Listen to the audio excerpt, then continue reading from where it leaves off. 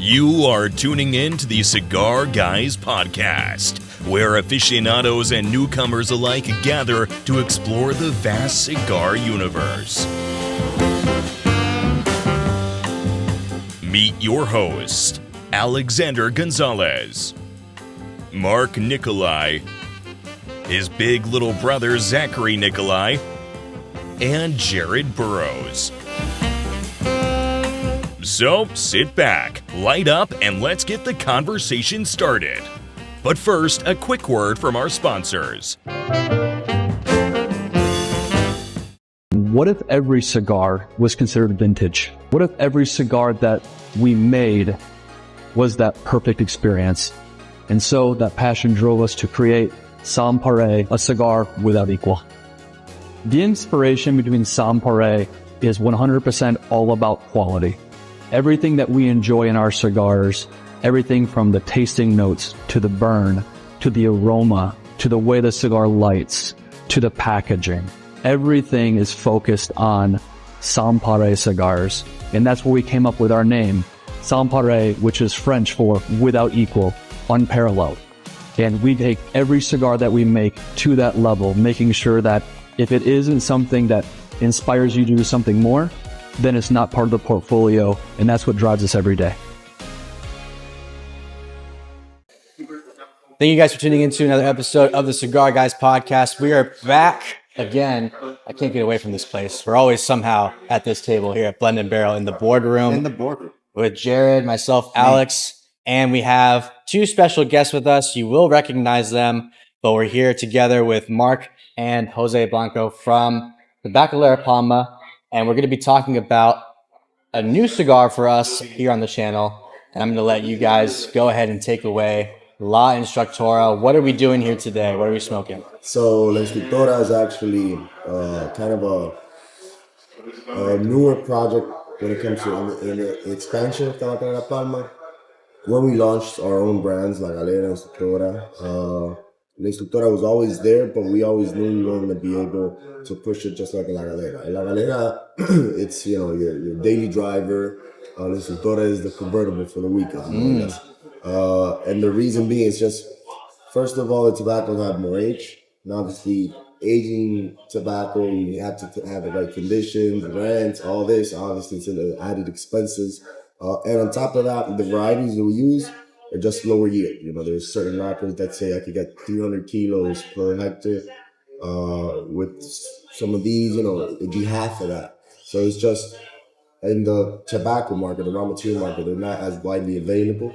And when you do want to get it, you got to buy a little bit more stock because they're going to plant it to supply to you. It's not the best business for me as a knowing my customer base and my public.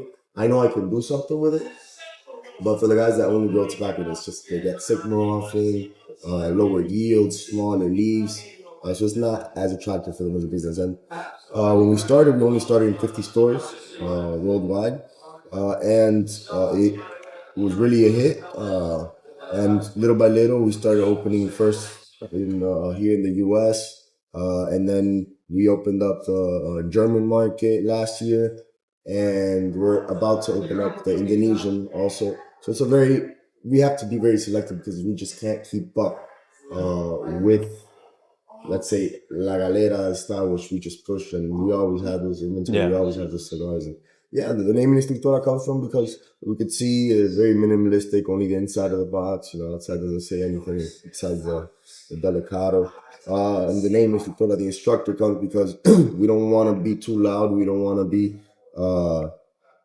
very flashy. We'll just let the cigar instruct you. I do love I went to your Instagram, La Instructora Instagram, and it's all just similar, like graffiti style art, almost like a retro sort of feeling with the astronauts and the old tech. Yeah. So I really love the style that it goes for. It's something that we haven't really seen in any other brand. Yeah. Everyone refers to it as the Jackson Pollock cigar. Okay, yeah. Well, that's where my dad got inspired for the artwork. Okay. With Jackson Pollock. So, Mark, what cigar are you smoking right now? I have the Delicado Connecticut, which is a true Connecticut River Valley wrapper. It was 12 years old when we started using it. Wow. Very unique Connecticut wrapper in that it has a slight sweetness that came about naturally. Doesn't happen very often with Connecticut wrapper, but it creates a phenomenal flavor profile. No, And it absolutely. was a blend that we created for people who enjoy Davidoff White Label, Diamond Crown, that nice, creamy, smooth, elegant flavor. Is it sweet throughout or just the very beginning? Your palate gets used to it. Okay. So at the very beginning, when you first light it up, you will taste the sweetness that occurs naturally. It's not as sweet, it's like a sweet tip. Just No. Okay. It's No, just we make that that for a rough rider. Right. I say. the thing about the U.S. Connecticut is that for some reason the Connecticut from Ecuador has some spiciness to it, a little bit of especially in the retro hill, kind of got a tingliness. The way I describe the Delicado or just American Connecticut, it's like taking a sip of milk. It's just complete coat, makes your whole mouth salivate, no tingliness whatsoever. When you do the retro, it literally feels like you're basically exhaling milk. It's just that creamy. It's just again, it makes your entire mouth coat over. It's just like if you took a bit of butter and it just it's really the Connecticut. It's just really different characteristics from the Ecuador Connecticut. Same thing with the Cameron, right? The African Cameron doesn't taste like the Ecuador Cameron, despite being the same seed, because in the end, same seed in different environments, soil content, UV ray intensity, temperature, humidity, all those things factor in and give you a different profile. No, absolutely. And what are you enjoying right now? This is the Habano Rosado. I'm a big Habano guy. That's my first cigar of the day. The Galera, usually the Galera Lancero. Wait, this is your first cigar of the day? No, he's saying normally. Usually, no. When I get to the factory, I'll grab my coffee. Yeah, I'll grab a Galera Habano most times. It's just kind of in the middle, and from there I kind of take off. I want something fuller, if I want something a little bit more mild. Usually people like starting out mild, but I'm the type of guy that when I wake up and my eyes open, I'm not gonna lay around in bed. It's just like I gotta get going. So I like my coffee, I like my Habano, and it gets me going. And in this case, it's just completely balanced Habano. Even though it's mild, you're not gonna get that tingliness. It has sweetness at the start, and then it leaves you off with a little bit of a dry finish. But again, not excessively sweet for the people that maybe like a little bit more peppiness, but at the same time, not excessively dry, where it's gonna leave your tongue kind of Spanish you call it manchoso, but like dry basically. Okay, yeah. It literally, just like the complexity of the cigar, you can feel it happening as you have the smoke there with the tongue, with the salivation, just as a delicado, just with the Habano a little bit more flavor, or more not flavor, more strength. Yeah, and I've had both these cigars that you're smoking. This is going to be my first time trying this cigar right here, and you can talk a little bit about this one here too. That one is the Cuba wrapper. It's a box pressed. Again, the Cuba wrapper is a Brazilian wrapper. Brazil has really not grown too much. Now they're starting to regrow. Not grown too much when it comes to tobacco production, so it's just not easy to get, and it gives you. Usually like the Maduros have what I describe as a little bit of the acidity. People call it pepperiness.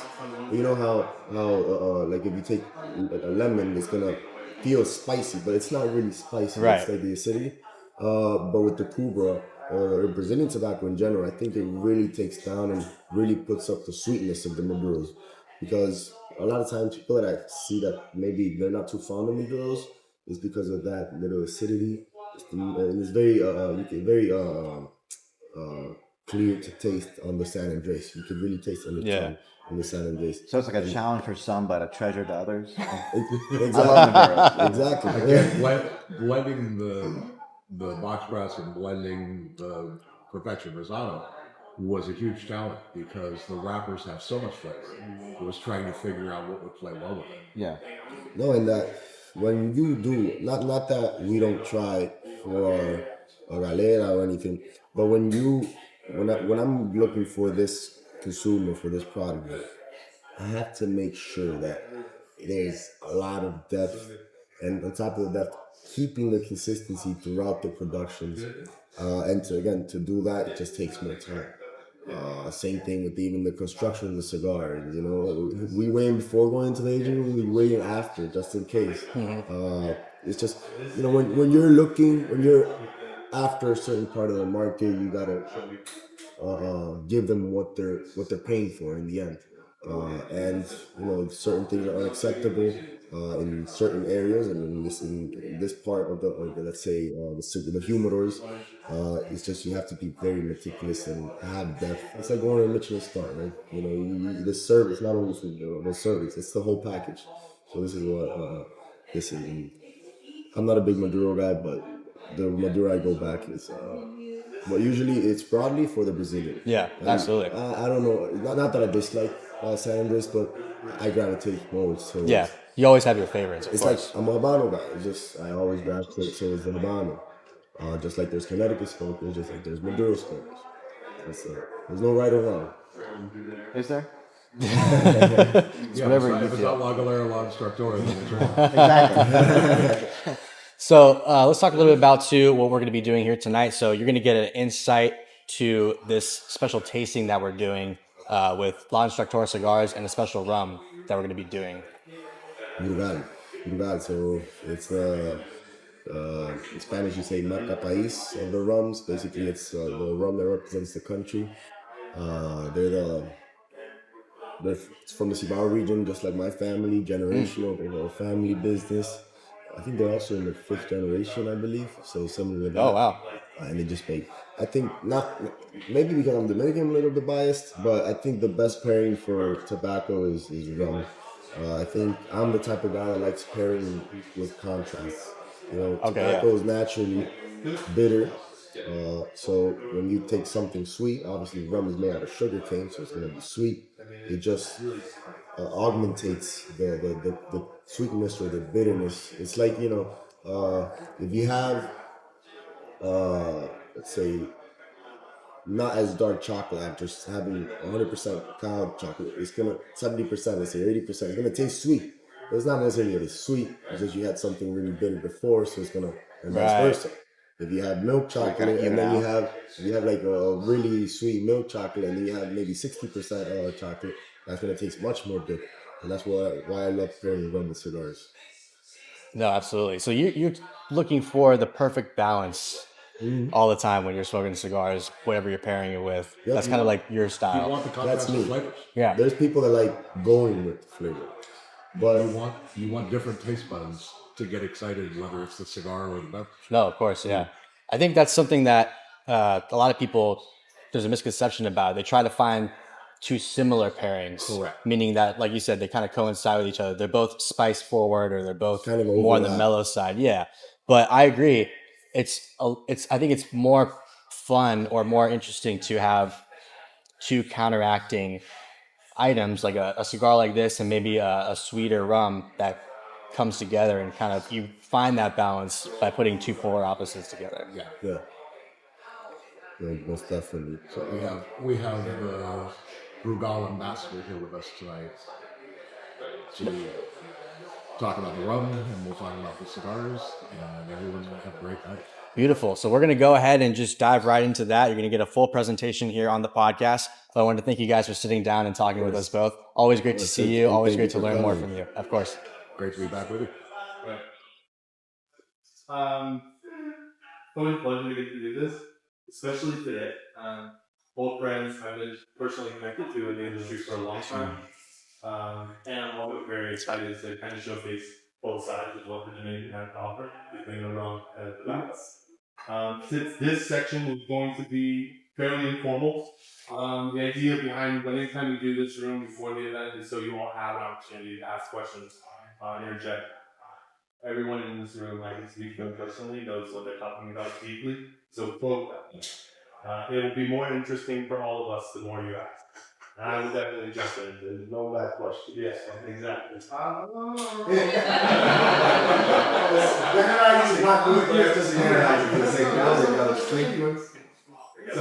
without further ado, Jose and Mark are here joining us from La Galera. And Gabriel representing Brugal. Thank you. The floor is yours. Thank you. So once again, thank you very much for letting me be here with you guys for your time. On Thursday, it's a little bit hard. Still trying tomorrow. You still gotta get to work.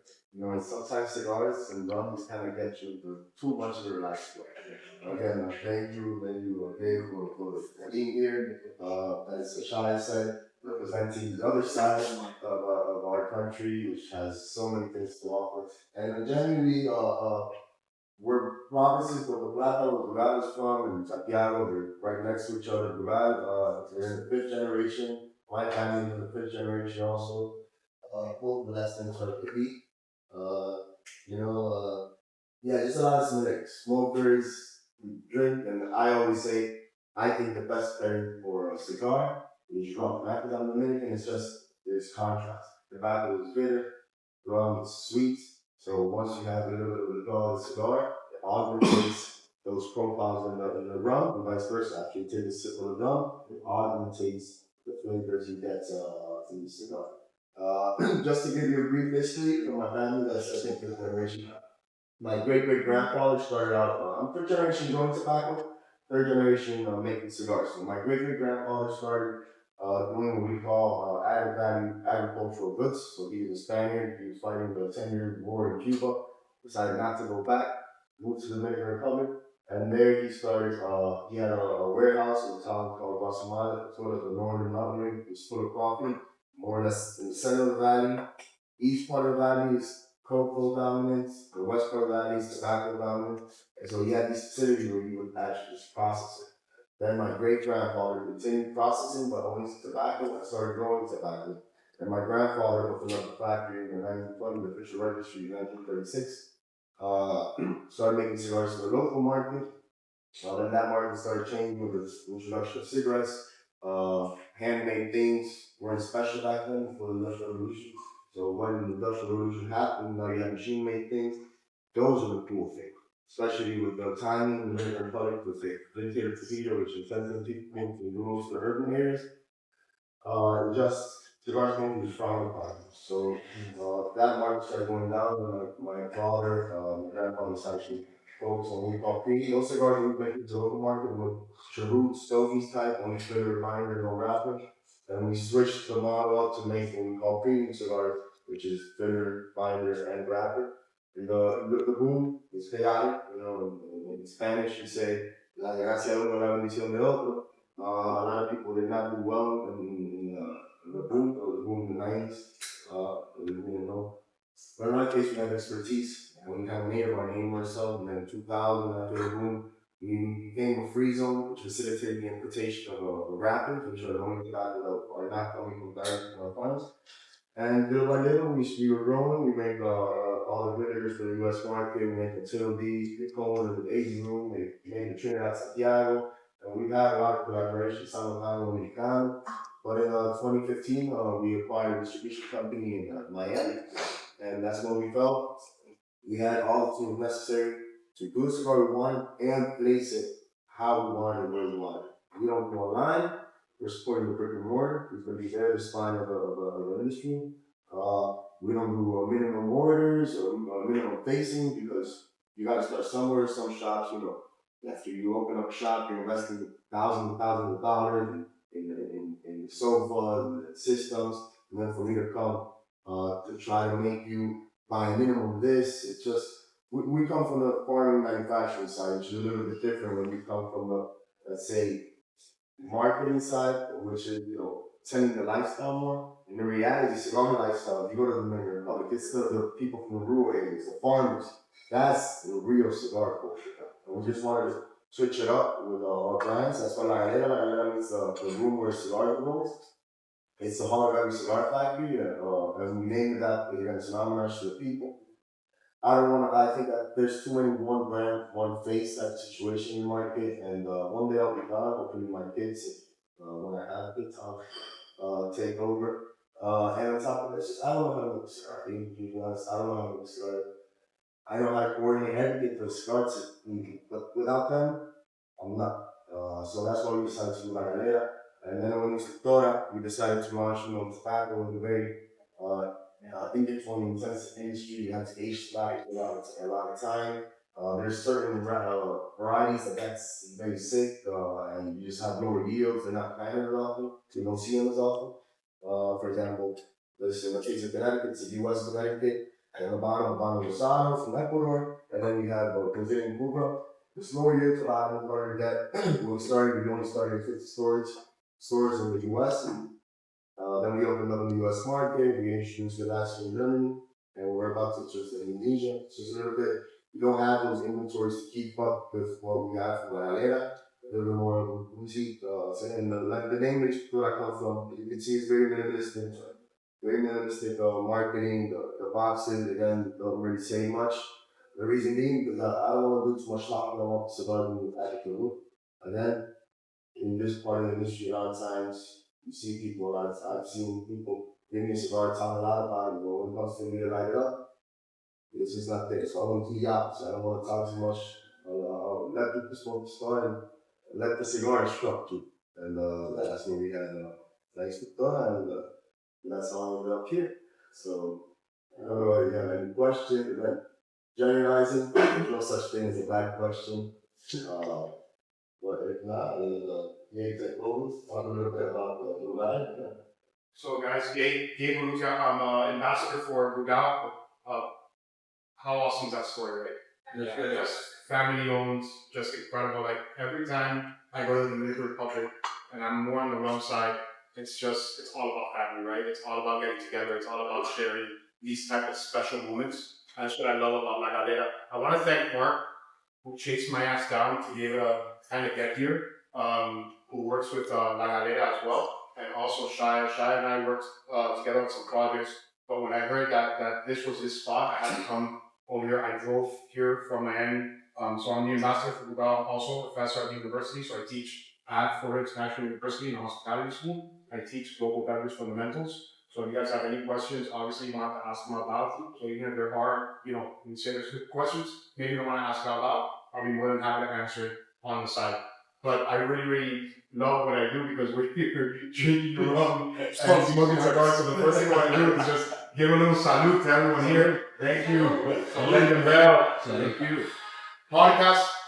Podcast? The Cigar Guys. Cigar Guys. We got Cigar Guys in the building. They're recording me, so I'm going to try to keep all the bad words to a minimum, because I say a lot of bad words. That's at least what my students tell me. But one of the most beautiful things, and I think we're in a very critical time when it comes to actual rum, right? Category of what's going on out there. Rum is a very interesting category. It allows a diversity of things to happen, right? When you think of Scotch, for example, where's Scotch made? Scotland. Everybody know it has to be made in Scotland, right? Where's rum made? Anywhere. Anywhere in the world, right? I love you, dude. A+. It's made anywhere. All right, I'm gonna fuck out of here. Thank you guys for having me. Damn it. But that's kind of the beauty, right? I love the diversity of that, right? Scotch, they make beautiful things, but you know exactly what you're getting, right?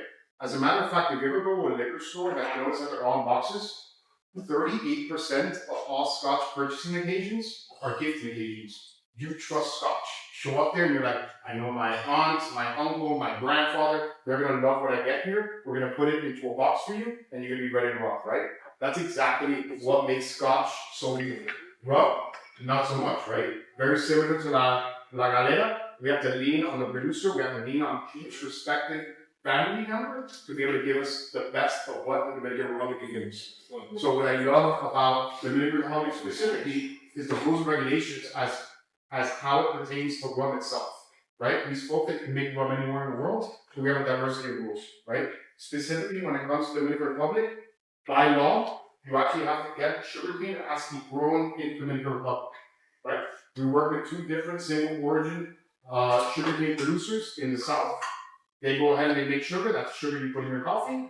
The leftover, the byproduct of that sugar is molasses, right? As you continue to crystallize sugar, you'll crystallize the sucrose.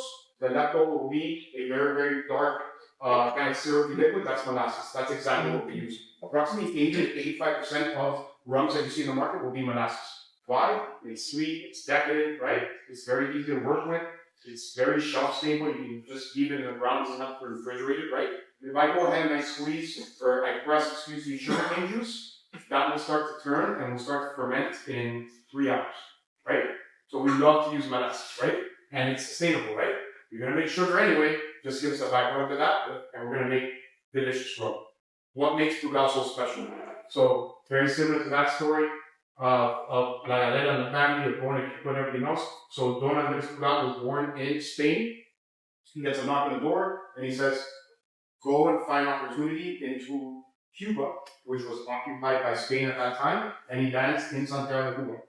So if anyone knows rum history and Santiago de Cuba, then you'll know that that's a very special place to learn how to make rum. He learns how to make rum. He ends up making rum, and he gets a knock on the door.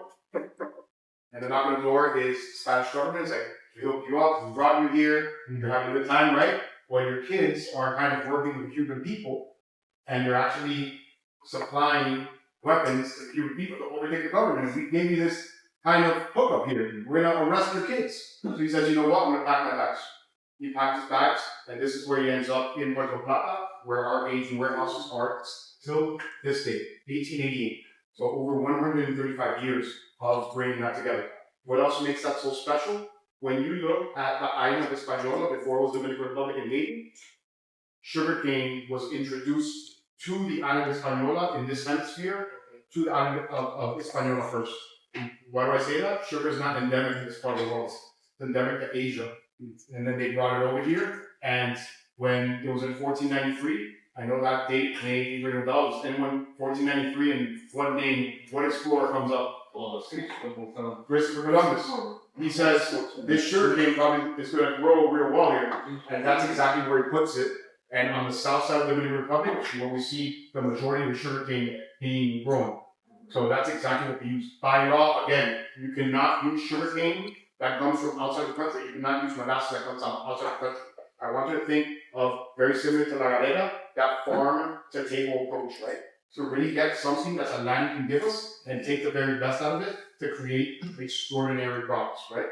So super important.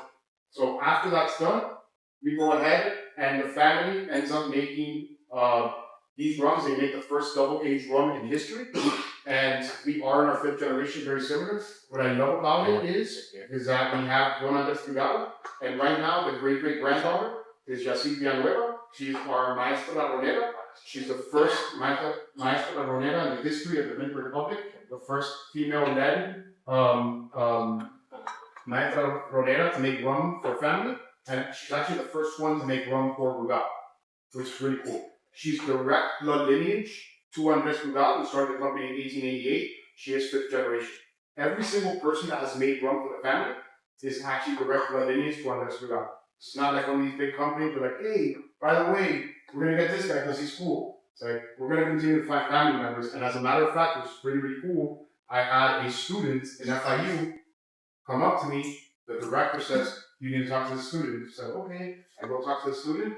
She's 6th generation. I go, what are you doing here studying? Go fucking make rum. And she's like, can I get my degree? I was like, yeah, I take my classes. She wants to make rum. I love that. That it's instilled in the families to do something absolutely extraordinary. So let's talk a little about, I want to talk about that molasses one more time. Why do I keep mentioning why is that important, right? I want you to always think, right? What does farm to table mean to you, right? If I go ahead and I tell you we're eating chili and sea bass, and it comes from that lake, God forbid, but it comes from that lake, beautiful lake, but I wouldn't need anything from it, but it comes from that lake, you'll be like, it's not really chili and sea bass, right? So you kind of want to have something that has that type of provenance, right? So when we look at other countries, you know, and territories, for example, Puerto Rico has been ravaged by hurricanes, they don't grow a lot of sugarcane. So guess what? You have to get sugarcane somewhere else. Again, I just want you to know that farm to table approach, right? So they make good rum, yes, but what's that farm to table approach, right? We're just looking at yields out of Cuba, and we were just discussing it, right? Where their yields are down from 1989, they're down to 2.5% of what they're making for sugarcane. Their geographical indication, which means their rules and regulations, say all sugarcane has to come from Cuba. If you're only making just 2.5% of what you were making in 1989, can you still use Cuban sugarcane? It's a great question, right? Because they're pumping out a fuck ton of rum, right? So it's super important to think about, right? That they're probably not using that, right? It's not to hate on them. They've gotten stuck in a pretty precarious situation, right? Anyways, fast forward, 2008, this company is partially acquired. 60% of the company is partially acquired by Edrington. So if you know the name Edrington, Edrington is the owner of Macallan Whiskey. And Macallan Whiskey is hyper-focused on their barrel coat, what we call cask management. So all around the world, we focus on those casks. Why? Over 200 years ago, Macallan says, you know what? I'm going to go ahead and we're going to create a whiskey. And they were actually wine merchants. They had Madeira, they had port, and they had sherry. They said, pour it all in. And they poured it all in, and they tasted all of it, and they realized real early on that sherry was the one that was going to give the very best whiskey. And so this day, that's all they use in Macallan, right? You're not seeing a first fill bourbon barrels, they're all sherry seasoned barrels. Why does that matter? Because we focus on that as well, right? 10% of the allocation that goes to Macallan ends up in the hands of Brugal. So we can go ahead and take that to Dominican Republic and make some fucking delicious rum, right? In front of you, what you have is a traditionally aged, as opposed to a Solera aged, so this is traditionally aged rum. This is Brugal 1888. This is an homage to Don Andres Brugal. We start with first fill American bourbon barrels, right? We're not, we actually use first fill American bourbon barrels. Jim Beam, Jack Daniels had nil, right? We're looking for different kind of char toasts there to give us different tastes and flavors, right? From American oak, I kind of look at that Starbucks, right? I want vanilla, I want caramel, I want coffee, right? I pull that from that American oak. That's exactly what we're getting. We average approximately 8 to 10 years in barrel, and we lift that liquid up and we double age it in first fill almost a sherry barrels that come from our partnership with Macallan. So we go ahead and we age for another 3 to 5 years. We average approximately 12 years in barrel to be able to create this rum itself, right? It's very interesting, right? Because everyone's like, shit, whiskey costs, Scotch whiskey costs $150, and this costs $90.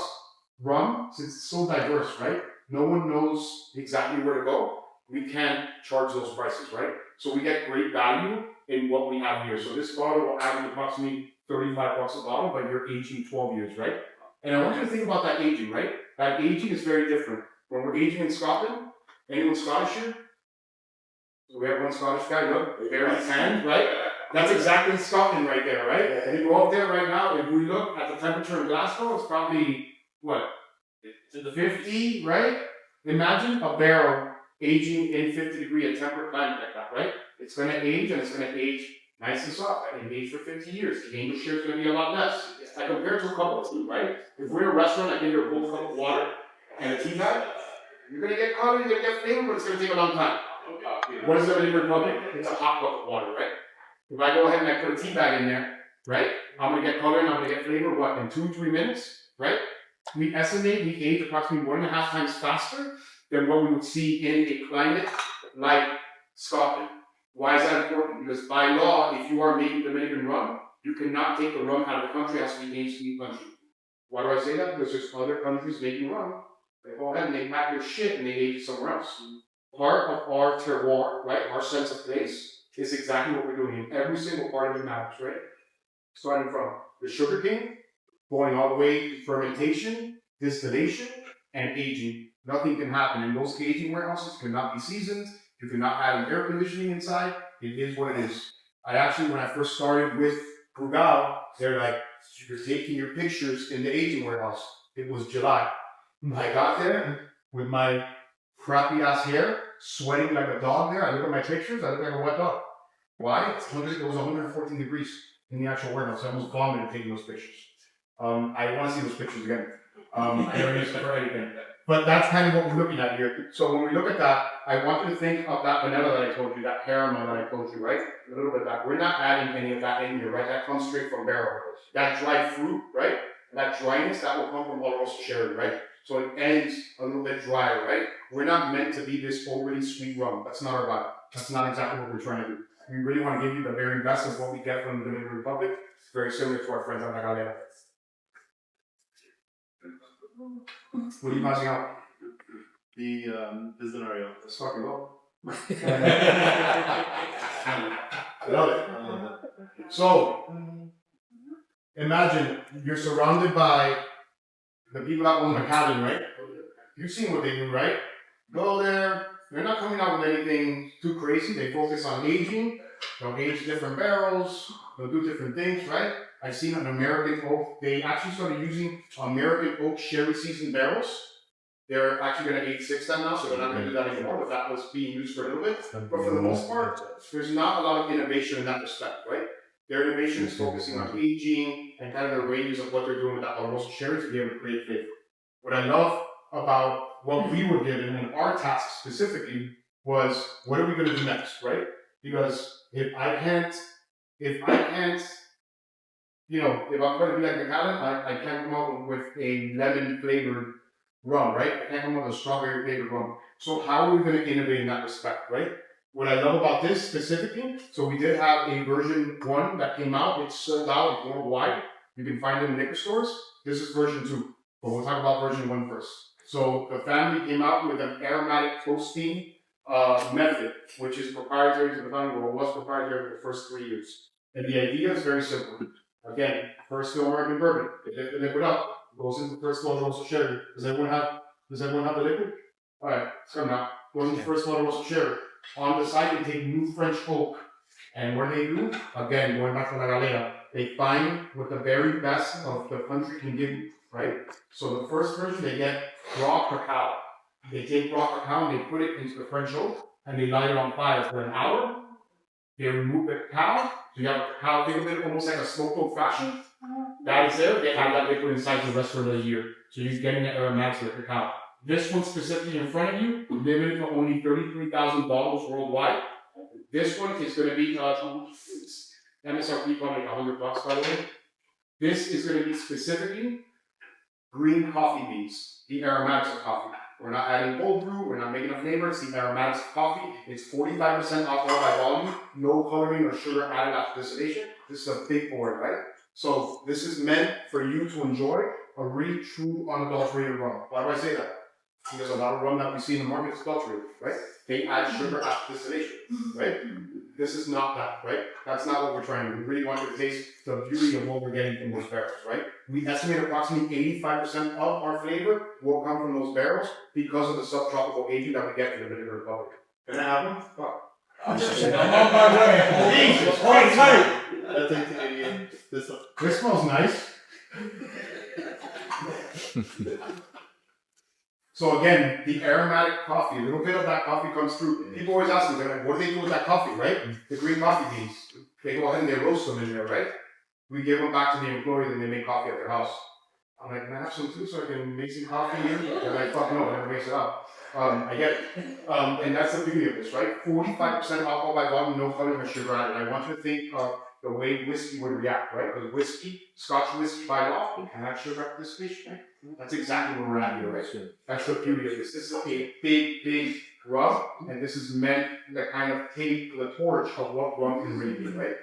How we can really change the face of rum in the United States of America. Just change the face of everybody. Oh yeah. Mocha in there. Yeah. Really light. You get a lot of the greenness from the coffee as well, which is nice.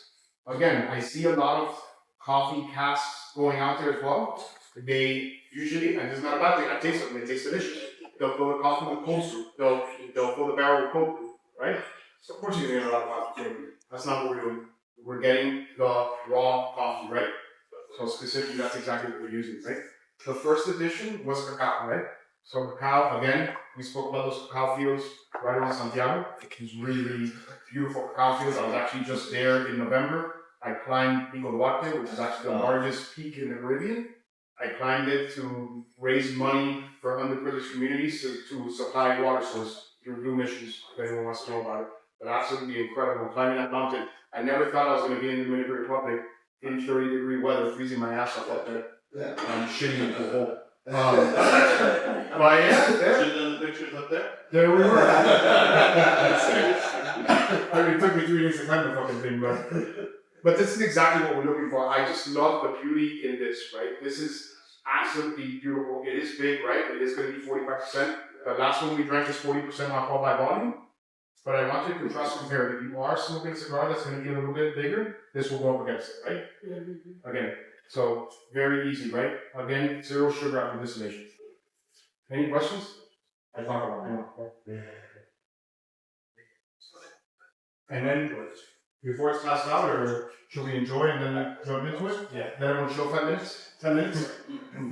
Again, I'm going to walk around, guys, and I'm going to chat with you guys. Easy peasy, but let's enjoy this. Do I have music? Do I have that on or something? Or?